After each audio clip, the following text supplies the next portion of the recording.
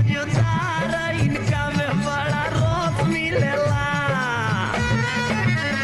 आय हाय पातर मुर्दा हो, आय हाय पातर मुर्दा हो ले मजेदार। आँख मारे ओ लड़का आँख मारे, आँख मारे ओ लड़का आँख मारे, सीटी बजाए। ए जी का हो बथेला का पार हमरी थी से करी हैया मोरे राजा जी, मोरे राजा जी कौनो लिया तो दवैया मोरे राजा।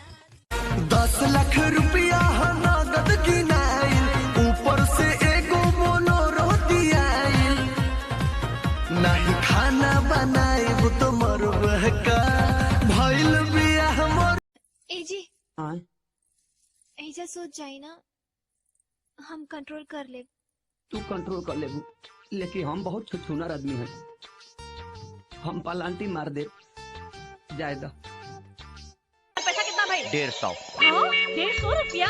अरे संगीता 5 रुपए के हिसाब से 25 कपड़ा के 125 रुपए भइल ना। हाँ? ए 150 कहाँ से? 20 ऊपर करला, 5 को भीतर करला, 10 रुपया लगेला।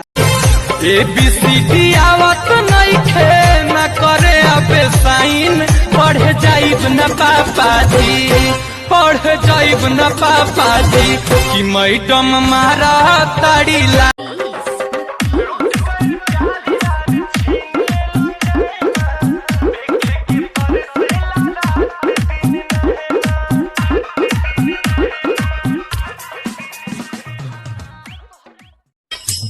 ए जी का हो बथेला का पार हमरी थी से करी हैया मोरे राजा जी, मोरे राजा जी कौनो लिया तो दवैया मोरे राजा।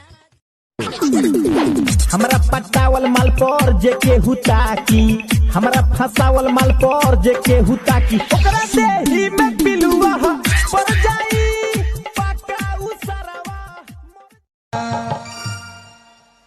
दुनिया मांगे सोना चानी, हम मांगी मेहरारू।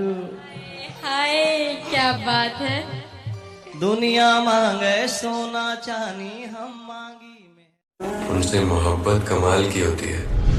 तेरे साथ से ही रात मेरी, जिनका मिलना मुकद्दर में नहीं होता।